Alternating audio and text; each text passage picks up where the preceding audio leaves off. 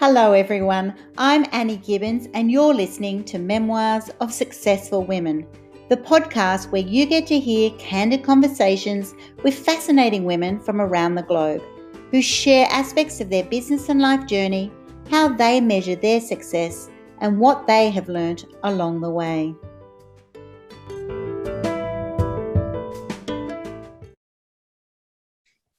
Hello and welcome to Memoirs of Successful Women. Today I'm going to be introducing you to Nicki Bannerman, who's had a career in music, publishing, video and TV. She's currently the presenter, producer on the influential Women podcast, and she's also all over BBC. She's known for having health and well-being shows and really focusing in on human interest stories with very strong emotional narratives. So hopefully we're going to get deep and personal today. So welcome to the program, Nicki. Wow, thank you. What a beautiful intro. Thank you. So tell me what you're doing at the moment. Why does Nicki Bannerman, this known sort of star in the UK, everyone knows you're on radio, why do you suddenly have a show called The Influential Women? Let's start with that. Why is that important to you to have a podcast on that? Well, thank you. What an honor to be here. Well, I just think actually the Influential Women podcast, I started on International Women's Day a few years ago. And I had been producing a podcast and presenting for the BBC, the ABC equivalent here in the UK, helping women in broadcast. And I just thought, well, if I'm helping women in broadcast, why don't I help women that aren't in broadcast? And so on International Women's Day, I thought, oh, well, I'll do this as a bit of a passion project, to help women. And I focused on interviewing celebrities and authors and broadcasters because I knew some of them through the radio industry. And I thought if I interviewed them about their life, their work, their influences, their mantra, and particularly any adversity that they had been through, because we've all been through stuff, particularly in lockdown, introspection and everything has driven us all nuts, hasn't it? But in terms of when you've been through stuff, and I've interviewed women on some hard-hitting topics, that you have gifts and resilience and strength and things that you can help other people who are a bit lost on the way or a bit further on the track behind you and almost pay it forward. And that started to give me a bit of a passion for, okay, let's cover all things. So I interviewed somebody, actually a lady from Australia, the top narcissistic abuse lady, and interview people on divorce and money and career and children and not being able to have children. And it just became a thing on, actually, let's see, how are the nation really feeling? I used to be a journalist and have my own pages, still a journalist, but had my own pages and wrote emotional narrative. How can we help people that are bereaved at Christmas? How can we help people that, how are people feeling? And I think in lockdown, I thought, well, people aren't going to want to hear about the top career women that are earning hundreds of thousands of pounds and doing really well, because they're going to feel really rubbish about themselves. So I thought they're going to want to hear about, I interviewed a trauma counsellor because we were going through trauma, and who said, find 20 things to be grateful for every day. Even if it's the smell of your, shower cream that smells of marshmallow, just find something. And you can't be, she said, if you're grateful, you can't feel bad about yourself in the same mindset. And just her doing that made me think differently. And all of these women, as the incredible women you've interviewed, have made me think differently and given me gifts from my life. And I thought, if they've changed my life and my mindset and things I remember they've said, then maybe I can help other women change their mindset or their day or even their life. If I change one person's, then we've done what we're here for, aren't we? In terms of, it's been described as achingly human. So I'm really touched by that. God. I just think, wow. I love that. Achingly human. I'm all about getting raw and authentic. So I totally love that, because I think it's actually saying, let's be honest here. Life is challenging. Life is hard. So much of social is the gloss and the, sharing your best day or your best view. And, some of that, you want to pitch your message and show something according to your brand and all that sort of thing. But most of life is riding the highs and lows, right? And things when you've done a bit of living, life really does happen. Oh my goodness, particularly in lockdown. And I'm so sorry, you know, having lived in Sydney, I'm so sorry that you're in lockdown again. We've been in and out of lockdown here, and it's been more than challenging. And I think we have to mark it as, with the chapters of the lockdowns, what particularly happened and what lessons did we learn in that. And I was very blessed to be on our local BBC radio a lot, closing the show and giving them, you know, thought for the day. Not I like heard you were doing like a vicar or something. Yeah, you know, it's very pastoral, isn't it? Yeah. Oh no, I'm not qualified for that. It was a bit like one of those films, you know, Sleepless in Seattle. If anyone's feeling lonely out there, I'm with you. You know, here's a song for you. And actually, I kind of quite like that. And I was doing it from home myself because I couldn't get in the studio. I wasn't allowed, and they knew I had the kit. And you know, it's just, I think we've been very lucky in doing what we do and being able to work from home and talk to people that we don't know like this, that you feel really deeply once you've had a chat, don't you? It's really lovely. I spoke to Britta Fernandez-Schmidt, who's written a book. She's Women for Women International, and she's helped women in war-torn countries who've been through incredible harrowing situations. And she's taught them how to read and write and change their life. And I was really moved by her. But she had the good old imposter syndrome that we all have, that, you know, not enough. And I saw a TED talk of her saying, you know, that I'm too tall, because she is incredibly tall. And at school, she felt too tall. And she was, you know, she was doing herself down. And when I was interviewing her, because I thought she must have been interviewed by 1,000 people, you know, and the same questions, and they all feign that it's new, but it must be really challenging for them. And I said to her, I don't think you're too tall. I said, I think you stand tall and proud.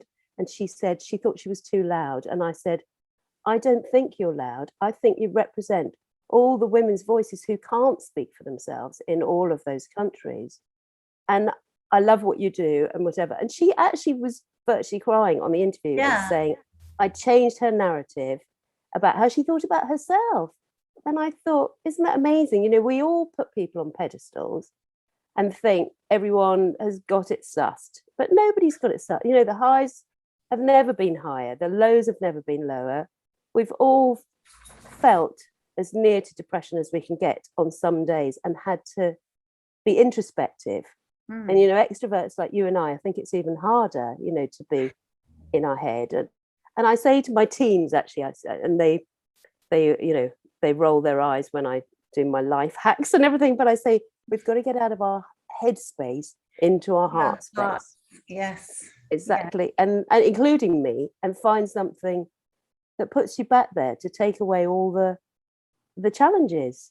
Absolutely. So, it just grounds you, you know. That's why I got into hiking, and that's why I actually just, you know, got into something that actually just takes me away and allows me to have that focused time while being fit and healthy.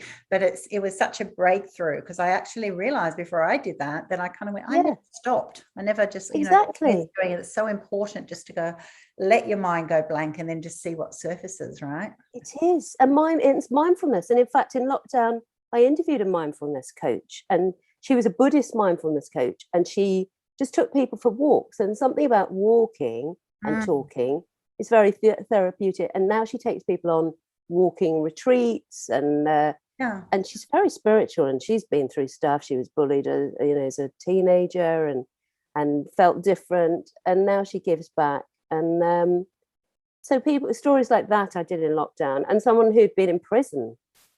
Because I just said, and she was in prison for 7 years, I just said, how did you deal with that? And she was very sort of laid back and just said, well, just get on with it, you know. And actually you think, okay, she got on with it, so we need to get on with it, you know. Sometimes that wallowing in self-pity and everything, isn't it? It's hard, and you think, well, not as hard as what a lot of people are going. It's fair to say it is hard, but we don't have a choice, do we? We have to get through it. Certainly not if you're in prison.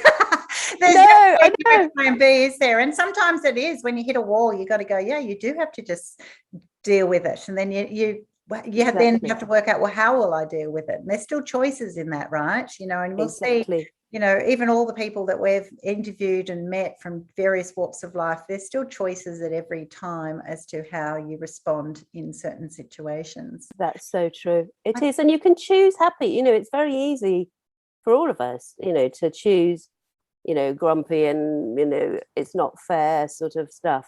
But Yes. it is a real struggle to try and think, okay, there must be something good. But we Yes. all have to, yes. I was to telling really you try too before we came on that, you know, that's right. Sydney, where I am, has been locked down for 11 weeks now. And our premier my says we goodness. might get out in 5 more weeks. So it's kind of like, you know, to everyone, it's very easy to get in this, oh my gosh, like you just feel trapped. You know, as soon as someone says you can't go out, you suddenly go, oh my gosh, I just want to go yes, out. it's that naughtiness in this. Hilarious. You know, and they'll give you an hour of exercise, and most people have never done an hour of exercise a day, but all of a sudden everybody wants to go for exercise. I know, it's suddenly like, so it's so funny, but it's like that. It's like, well, what's my narrative? So I've just gone and writing ebooks and updating websites and doing new courses and go, okay, well, what really can you do, right? And that's exactly. right. It's that controllable, isn't it? What are we in control of? Can you do? Even when, you know, my kids have been, you know, had accidents or, you know, challenging sort of life situations or whatever, you can, you know, you can get in that going, even in the worst situations that I think you go with, there's still things that you go, okay, you either dwell in it or you go, well, what can I do in this situation? That's very wise. I know that is. And actually it's making us talk more. You know, I've talked on a deeper level to my teenagers. You know, we've said, how's your mental health today? Or have you had your walk for your, you know, for your well-being? Or, you know, you talk to your neighbors, not just sort of, you know, lightly, but say, but how are you really, you know? And actually I'm feeling really crap or whatever. You know, that actually you would never normally have those conversations, would you? It's and it changes day by day, you know, minutes within the day. You know, it's very bizarre. It's certainly we're very permission. It's given us permission, hasn't it, to have that conversation, you know, with people that you never would have. You know, I know even doing business meetings during the day, people always start now with how you're coping, like, really, are you okay? And it's kind of like, wow, you know, I mean, I've never had that you know, before COVID. No one would ever say, are you really okay? No one had a bad day. You're just here to it was always fine. We were all, I know, and in fact we're always wonderful. the many lockdowns, and we're very blessed here at the moment, actually, because suddenly, and in fact my son went back to college today, it's everyone is back at college sitting next to each other, and that's the first time in nearly 2 years. Wow. And no masks on the train, and it's really weird. And suddenly, and in fact he had COVID a few weeks ago, very badly actually, and he's been double vaccinated.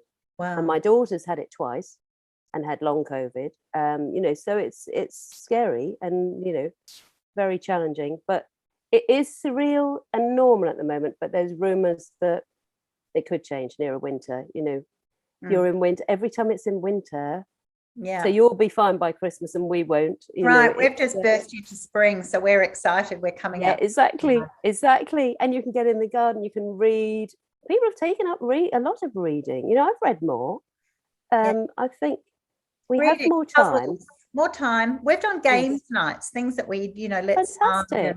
It's really cocktail nights. I know, I loved all those Zoom parties. Cocktail nights, you know, film nights, any excuse for chatting nights, you know. So those people that you mix with, and you mix with some pretty high power, you know, celebrities, what have you noticed that has been there, you know, because there was usually before COVID, there was a bigger divide, right? They lived in this bubble of, you know, that's right, that everything was perfect or glossy or bits and pieces, or they were hardcore and that was their brand.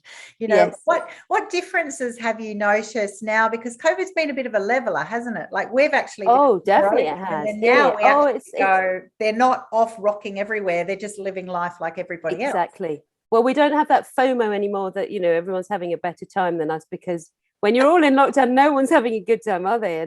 And you get some sort of sad comfort from that, but particularly with the celebrities, because I don't think they've ever had FOMO. You know, they've always had the idyllic life, or the perceived idyllic life, and the jet and the holidays and the whatever that we all strive for. But I think they've struggled, you know, because they think their choices have been taken away. You can't record an album, or you can't be in a film, or you can't be on the theatre. And I think they've had to, and lost a lot of money. And they've, you know, I have, been fortunate in the celebrities have been at home, and I think you can't get away because I know you're there. And I've very nearly got some really, really A-listers, but obviously there's still a lot of charity things they do at home, and a lot of, they're still very busy. But I know they're not going out in the lockdowns. But I think they've become more human as well. That they've let people into their homes, they've recorded from home. We've all seeked, company, and questioned our relationships, our friendships, needed more love and comfort. And I think they've even reached out. We've done a lot of reaching in, haven't we? A lot of introspection, but they've reached out to their team members or other people on Zoom, on all of these social channels, to connect, because it is what it's all about, isn't it? That connection that we do, and we're lucky to be in that industry to do that. Yeah, absolutely. So you are in this amazing industry, and you'll have listeners listening into this podcast going, well, how did Nicki Bannerman just suddenly, how did she get to be on BBC? How did she get to do these podcasts? How is she suddenly leading influential women, and doing all of this? And I know that you've got a real passion for mentoring and coaching other women to be able to, like everyone has an opportunity, sometimes we have lucky breaks. Sometimes it's just, you also get help by who and sometimes it's just hard slogging hours and hours and hours, and then overnight you suddenly get discovered after 10 years of working crazy hours. How does that affect you, and what do you try to give back? And well, yes, I think it's a combination of all of that. I think the funny thing is, and I say actually, to friends or people with their career, what did you want to do when you were about 15? Because I really think that that's before you're guided by your peers or your parents or your luck or whatever. And I always wanted to work for the BBC or to be a journalist. It was really weird. And I didn't get into journalism college because I flunked some of my qualifications around the time. And the BBC flatly said no. And I think it gave me that inner determination that one day, so I went all the way around the houses. I started in advertising. I had an amazing first career where it was more just sort of do what you could at the time and see what happens and have some fun along the way. And it was just by luck that I was in London for half a day. I'd come down for my grandmother's funeral. I was living in Scotland at the time, and I went to a recruitment agency and I said, I need a job today in order to leave Scotland. And they said, you won't get a job today. I said, I don't care what it is, just please find me an interview today. And she said, well, I've only got this one at a record company, but they won't be able to see you today. I said, no, I must see them today because that's all I've got. I think it's being pushy or determined in a more charming way, not a rude way, but not refusing to take no for an answer, but just thinking, if you can't get in the front door, try the back door or the side door. Surely, really, I'm sure someone can, So anyway, I had an interview that afternoon and I got a job at this record company, and I left Scotland and I moved down there. And I think once I was in, I thought, wow, I love PR. They're launching an album. I'll go in the studio and I'll listen to what they're doing and I'll learn to produce. And then, oh, they're doing a PR event. Oh, I'll go and help them. Wow, that's really cool. I'll sit this person and say, how did you do that or whatever?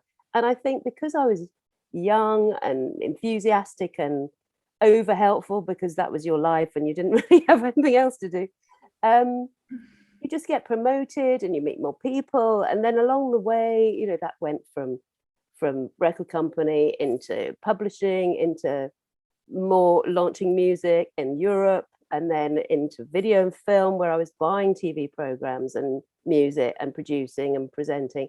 And then they sent me to Australia, which I love Australia. I miss Australia. They sent me to Sydney in my 20s. Wow. Where I worked for Time Warner. And I was very lucky because, I had a company car, company flat. I was, living the dream. I was allowed a flight home a year. It was a really special time. And I stayed for 3 or 4 years. It was really special out there. And I went to Sydney, and then I worked for Virgin Megastores, and then Blockbuster at the time, the retail video outlet, bought them. And then they paid for me to come back to Europe to do the marketing. So, and I did my qualifications while I was working because I didn't get them at school. I did 3 marketing qualifications in the evenings or at weekends, not because I wanted to be, you know, a massive career woman, but because I wanted to have some qualification in something that I was interested in. And I think through that, and I always had that 15-year-old me saying, I want to work with celebrities, I want to write, I want to work for the BBC. And just through my career, you know, in film, I met a lot of music stars and broke bands in Australia, or met a lot of film stars, and I went to America. And I just thought, I like working with some of these people, interesting people, you know, whether the community or celebrity, people that have, everyone's got a story. And I just love people, the same as you do, just love chatting, you know, it's the only thing I know how to do. It's the only thing I'm okay at. So when I came back, I went into PR and set that up my own company, only because at the time Blockbuster was changing and relocating everyone. And I thought, well, actually, I'll set up my own. So I set up my own PR agency and got a film company as my first client because that was who I knew.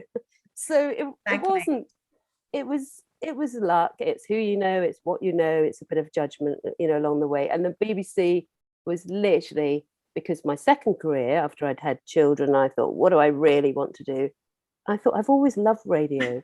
Yeah. You know, so I've just volunteered for my local radio station. I was their newsreader for a few years, reporting. And through that, started to go to all the BBC training and meeting people. And 7 years ago, they were talking about podcasts. And I was like, it's just my curious brain. What is a podcast? And they're like, oh, that sounds fun. I'll do some of that, you know. So now we're the gurus, you know, we've been doing podcasting for ages, and people, a lot of people still don't know what a podcast is, but I know, and it's just so fun. It's so fun. It's just like the best fun you can have. Yes. But when we started, there weren't there weren't many women doing it then, but now I think women can give themselves a voice, and that's what I love, giving women a voice, giving youths a voice, giving people who don't normally get their stories. And on International Women's Day last year, I just did a tweet and said, anyone who wants to promote their business, because I just thought, I'll interview, you know, anyone who's just struggling to try and, you know. So I just did a whole week's series of just short snippets on helping women that just got a local, you know, whatever they're selling or marketing or trying to sell, or that's great, dealing with someone had cancer, you know. So stuff like that. You help so many women. You know, I love your trailblazing, your courses, your books, everything. And loads of twins. Loads of twins, that's right. And our little granddaughters, I've got 2 granddaughters now who are just absolutely adorable. Hey.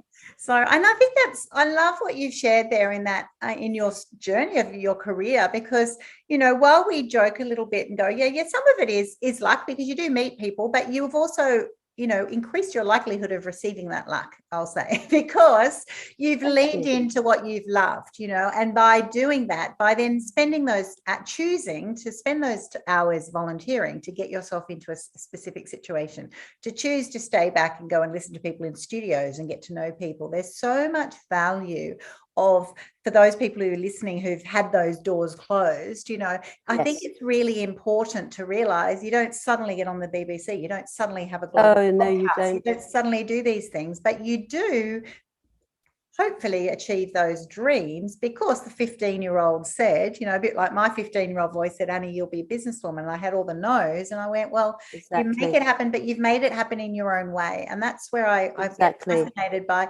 You think the destination has to be the BBC, but even if it wasn't, you know, here you go, probably, you know, 30 years later, you know, you suddenly go, oh, well, who would have thought? Here I am, you know, but it's and you could tell your 15-year-old self, you know, I'm certainly not up there with the big BBC or, you know, radio presenters with the breakfast shows and the whatever. And a lot of women are now, luckily, have broken through, because the men were literally running the shows until maybe, you know, they weren't on the planet anymore. So a lot of women have moved into those roles, which is amazing. I'm on the peripheral, you know, I've done some podcasts with the BBC, and I've done some lovely, I live in Suffolk, I've done some, you know, some of the guest appearances for my regional BBC, and that's great for me. I'm still think, wow, I've managed that massive corporation to be involved. But, you know, I would say to some of the people listening, we do have that voice saying, you know, they've said no, so I'll never do it. But I've listened to some of these radio presenters, and they have said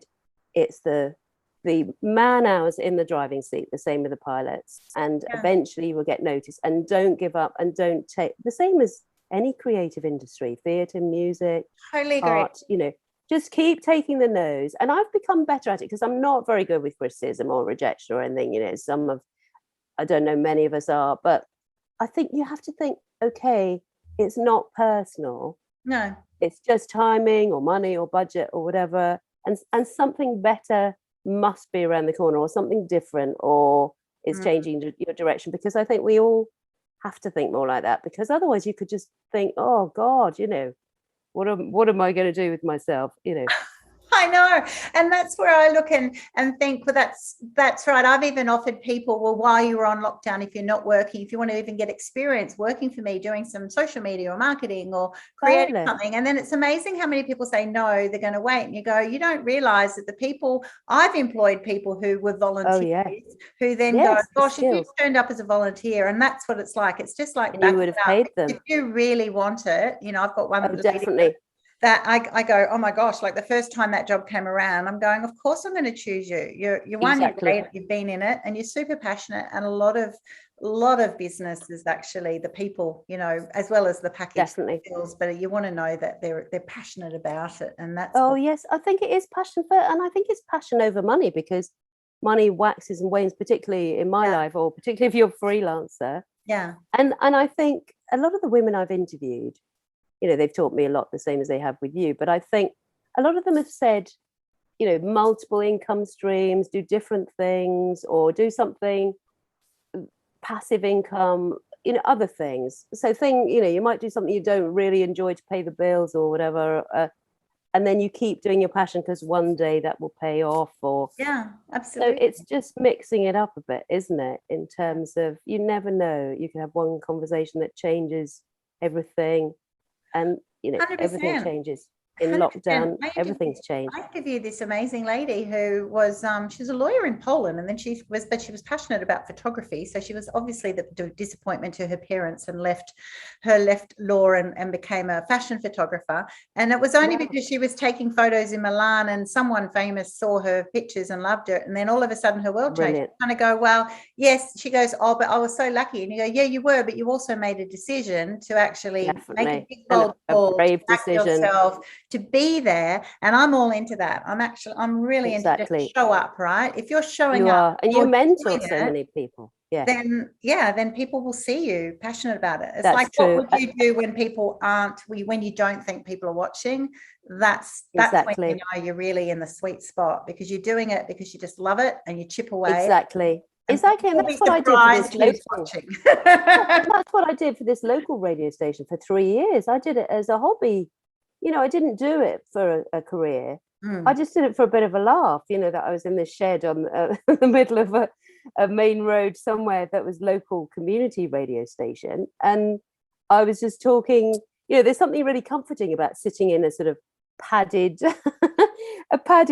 room talking to yourself, isn't there? In terms of, some people are out there listening, and whether you're reading the news or interviewing somebody, I think it's really relaxing. It's really mindful. And I never thought it would lead to the opportunity to be trained by the BBC in London and Manchester, and trained in interviewing, and that was really, really special. And, that actually was a gift for me to do different work and to do the podcast and everything I do now. And the podcast only happened, as I said, because I said, what's a podcast? I think if you're willing and you ask the questions and you do things that are a bit different, and, having done marketing and content in music and film, it's always been content. Music was vinyl when I worked with it, and then it was CDs and I worked in that, and then it was video and I worked in that, and then it became streaming, so it was always content that was just packaged differently and promoted differently. And this is just still content. It's just a different way of communicating. And I like keeping up with all the think what's next, and the technology, and just being aware of what's going on. And you feel a bit younger to your own teams, don't you? The same as you do, that if we're we've got podcasts, so we're cool as parents. We're very cool. Even if we just tell They don't think we're cool, but we think we're cool. we're totally cool. So what have you been your biggest challenges in this journey then, Nicki? What have you actually, oh my goodness, wow, these are well, personal or well, I mean, personal wise, I've been through, a tricky divorce. I've been through a different operation every lockdown, actually, bizarrely. So personally, I think I've had a lot of reflection and a lot of things I've learned that can help other people. To say, actually, when we've all been through stuff, whether it's tiny stuff or mammoth stuff, it still feels like big stuff. And you still need the support, the inner strength, the resilience, the mental toughness. I interviewed a mental toughness. A lot of these women came into my life when I was going through stuff, and you think there must be something in that, the attraction. When I was going through a really challenging divorce, I suddenly was doing some PR for a mental toughness coach, for an author who had had incredible challenges in her life. And I got strength from these people I was working with and interviewing and doing some writing about. And I just thought, wow, what even is mental toughness? And then I learned about that and I thought, gosh, that can help me. And now I've got girlfriends going through stuff. And I think, oh, I can tell you what this mental toughness person told me. And then that can help you. And then you can help someone and things like that. So just people, I think people, and even guests, the same as you probably find, sometimes we get guests that ask to be on our shows. And, that's a blessing. You think, wow, I can't believe, someone in New York is right. I had someone in New York Times wrote to me and said, could I be on your show? And I'm like, hello. Okay. and you just, I had a film company in London who invited me to a red carpet event and, would you like to interview any of our A-listers on the film? And you just think, I can't believe actually that our little podcast, have become something that of value to other people because we've got a niche audience and people are receptive. So personal challenges, I went through that. I actually had in lockdown too, I think it was, I had my appendix out, which I didn't realize. Your appendix at 16 and in your later years, I shall say, can happen, those two sort of areas. And suddenly I was having life-saving surgery in lockdown in a hospital, wearing a mask, thinking, what the hell is going on? And then when I came out, I said to, and I had to apologize to these other poor ladies in pain on my ward who weren't allowed to have surgery, just pain management, because it was lockdown. You were only allowed life-saving surgery. And I was like, so sorry, they're taking me down, thinking, why are they taking me down? It was like, why am I having life-saving surgery?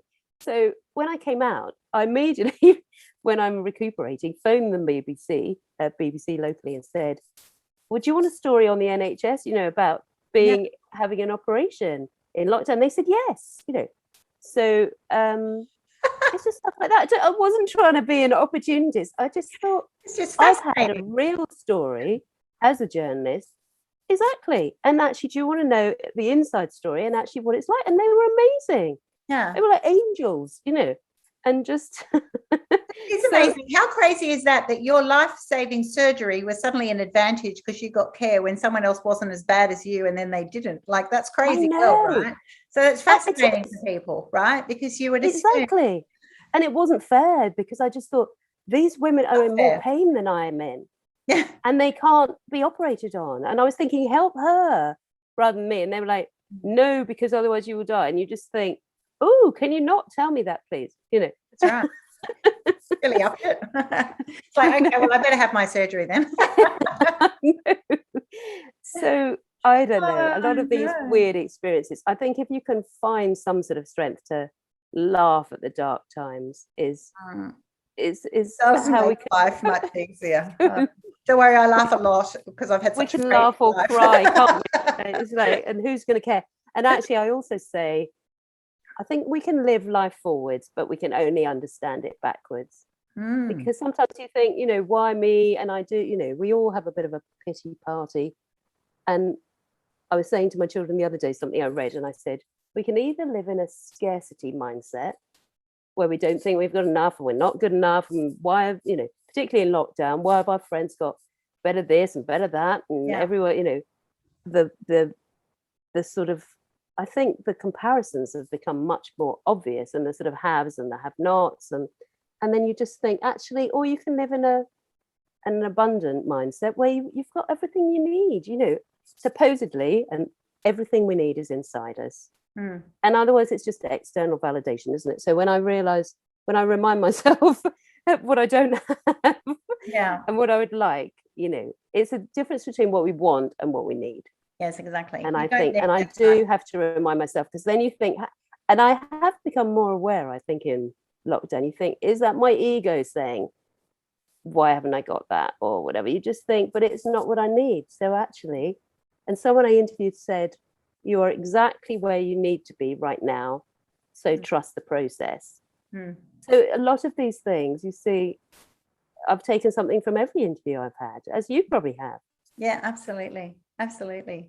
And that's right. We can all look back in hindsight and go, well, I wish I knew something and I did something. Everybody does that. But the fact is, you need those stepping stones. You need the time, you need the influence, you need the education, the experience. Sometimes you just need to actually have experienced all of those raw emotions that you didn't like, but it brings you back fueled. It makes you suddenly go, darn it, BBC, I'm going to get there one day myself, right? Like, you know, it makes you. I'm still trying to get it. Yes, drivers, right? To the day I die. You know, you made a mistake not getting me, even though I did flunk my exams. You know, admittedly, you know, but it does. It makes you fire. It fuels it. It does. It fuels it, doesn't it? Yeah. I think all of it fuels you, and you know, whether it's past relationships or whatever, or friendship. I think a lot of friendships have changed or been challenged in lockdown, you know, because some people have been really laid back and like, you know, we're fine, don't worry, let's meet up. And some have been sort of just don't see me for 4 months or touch me, or if I have to send you a birthday card, I'll throw it over the road, you know, sort of don't touch it. Or some want a hug. It's really weird. So, and in fact, now we're allowed to hug. And I actually went to a music festival the other week, and oh my goodness, it was really surreal. I felt like I've been transported to another planet. And I went to Greece a month ago. It would feel so weird. It is so weird. But all the paperwork and the, you know, it is quite traumatically stressful. And the paperwork and the test and the antigen test and the fit to fly and the, you know, I know when you're in lockdown, you're thinking, wow, they managed to do that. I know. I'm like, imagine getting out of Sydney, let alone going to Greece. I know it is, but it still was. Or imagine being able to hug someone. I know, and at this music festival, people hadn't seen for years, literally years, because we haven't, have we? But everyone's now asking people if they want to hug. You know, because it's like hug. You know, a hug that people put their arms out. It's like, I'm open to one if you want one, but if you don't want one, that's fine, sort of thing. And then I know there'll be this new bit of other people going, oh no, now I'm feeling. It is. No, some people say no, I'd rather not. And you don't think people won't hug anymore. You're weird. They're like, okay, if that's cool with you, you know. It's like, I think and I've said to some girlfriends, it's you know, however, it's your coping process. It's from your past experiences or whatever. It's just whatever you can deal with is fine, and none of us, you know, it's not really our right to criticize how someone else is dealing with something, because it's their traumas and dominoes of traumas and whatever. It's just like, that's really, it's okay, you know, that's your stuff. But do you want to hug or not hug? I mean, I'm a real hugger. I don't mind, but I do sort of turn my head a bit now. And in fact, my son, when he had coronavirus, we were literally, weirdly, because he was in the house, weirdly in different, I said, right, we're going to have zones. So I did prison food outside his room, and you know, you can't come down for 3 minutes, and then I spray this and stand here. It's really weird. And we were eating in different zones and showering in different zones and not really speaking. And then I got those plastic visas with the glasses. After 10 days, I said, we can hug both with our plastic visas and glasses on after 10 days.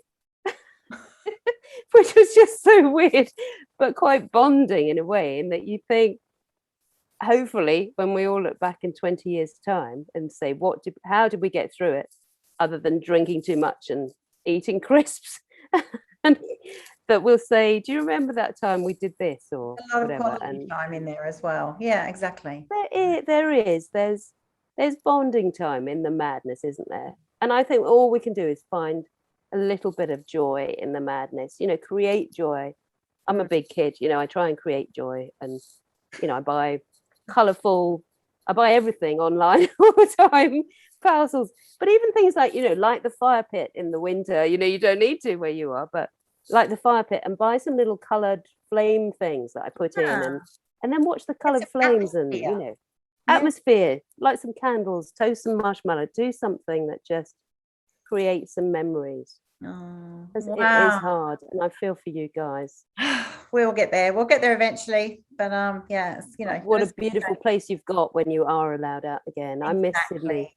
It that is lifestyle's so just beautiful. It's so enviable, and it's winter, although it's coming out spring now. Yes. So now anyway, we're still allowed to go for a little walk every day, so you make the most of that. Exactly. You'll be allowed out at Christmas. We'll be allowed out for Christmas, hopefully. You can write another book between now and then. Oh, definitely. I wrote one last weekend, actually. I wrote one called Be More, and now I'm in the middle of writing one called like that. More. So nice. So I'll give you a link to one on my website. Oh yes, please. We need to have a chat. I love what you do, and your mentor. All right, I'm going to get inspired and write all these self-development. So yes, I've definitely. Well, I think creatives, we are lucky in that we can get inspired, can't we? By and learn new skills, right? Now I'm just like the queen of Canva, and I can make a website, and I can adapt things. I'm like, doing things that's amazing. Before. I know. You're very techie. I've become quite techie.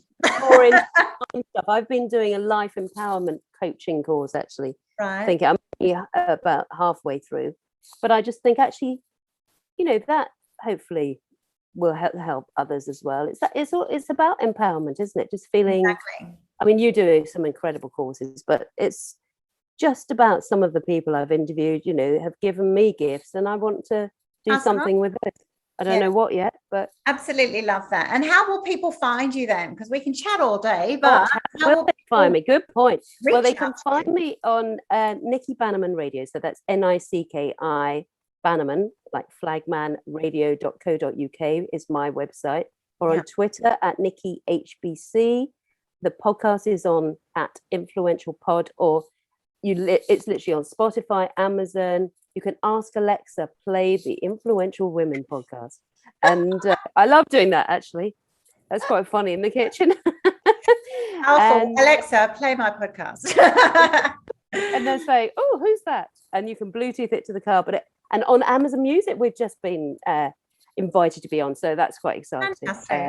And I love that. You can just share your message, share your gems, share your learnings, and that's it. It's a wonderful thing when people get to, our stage of life. You go, oh my gosh, I actually have learned so many things, and I'm actually happy to pass them on. I'm happy to share them. And then also to be continually learning like we do. Every time you meet someone, you learn new ways, new approaches, new thinking, new mindsets. It's like fascinating. Exactly. I love it. I love the power of the mind. Absolutely love it. Well, everyone listening in, I'll be putting all of Nicki's details on my podcast platform. Bless you. And definitely you'll be able to, if you've missed any of that, be able to go and find her. And you'll soon be having your empowerment course coming out as well. I'll some mentor coaching from you on that one, but that's we'll get together, we'll make it happen. And I just go, the more the better, right? The more the better. We'll do something together. We'll help heal the world, one woman at a time, one man at a time. And in fact, probably the same as you, quarter of our audience are men.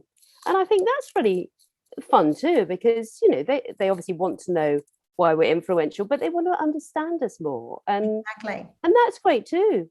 It's absolutely brilliant, because it's not women empowerment is not anti-male. It's actually going, gosh, come on, guys, come with us on this journey and affirm what we're doing. And so many beautiful men are out there, flying the flag with us, going, you go, girls. They are to champion women. Yeah, absolutely fantastic. Exactly. And to lift us up. Plus they find us fascinating. We are fascinating. Well, we are, because we can think about so many things at the same time and do so many things at the same time. I know, and we talk about everything, and they're like, I can't believe what we can talk about. It's quite fascinating. I'm like, I know, right? We don't have any. I know. Although they are talking about different things. And actually, when I did go for a walk in the park, I actually completely stopped in my tracks. I heard two men talking about relationships, and I don't think I've ever heard that in my life. And I wanted to turn around or go and sit down and join them, because I just thought, that's really special, actually, that they great. feel enabled to Yeah. do that, because why shouldn't they? I should be. Yeah. Exactly. They've suddenly learned, what we've been talking about for years. Exactly. And COVID has mixed it up. I was meeting with a guy that I was working with recently, and he's going, oh, sorry, I'm just unavailable because his wife's got her work can work during COVID, but his isn't. So he's there at home trying to homeschool 4 children while, she's out. And he's like going, oh my gosh, I've entered this world of, that's right. Who do I talk to? Who do I ask? Who else is in my same space? Exactly. So there's many men who are actually in that situation as well. Exactly. And realizing it's not easy, and it's not easy all being together. Too much togetherness is driving everyone insane. It's like, give me my walk. You only have one. Everyone's got one little spot. I'll have the dining room. All you're allowed. The room. You just get. I think they upped ours from 1 walk to 2 walks a day, and we were all suddenly like, wow. And actually, then at least you can swim in the sea and stuff soon. Yeah, that'd be so nice. Oh, that's really great. It's amazing. Even if you weren't a surfer, because I live near the beach in Manly. Oh, how lovely! Even if you weren't a surfer, it's hilarious how many people are out there for their hour exercise. Yeah, taking it up on their board, because you go, why not? It's just so refreshing. Definitely, and it becomes so much more valuable as well. When you haven't had it, doesn't it? Absolutely. Just the feeling of the sea and the sand and the it's so comforting. Lucky you. And breathe. Yes. And listen to lots of podcasts. Well, listen to everyone. Thanks for listening into mine with Nicki today, and also pop over to Nicki's podcast as well. Share the love. Go get to know her a little bit better. Support this woman and watch all the stuff that she's going to be producing over the next few years. Women like her, women like me, we never stop. We're always out there creating something. And thank you so much for sharing your story with me on my podcast today. Thank you so much for having me. I really enjoyed chatting to you. Keep on doing amazing stuff. Thank you.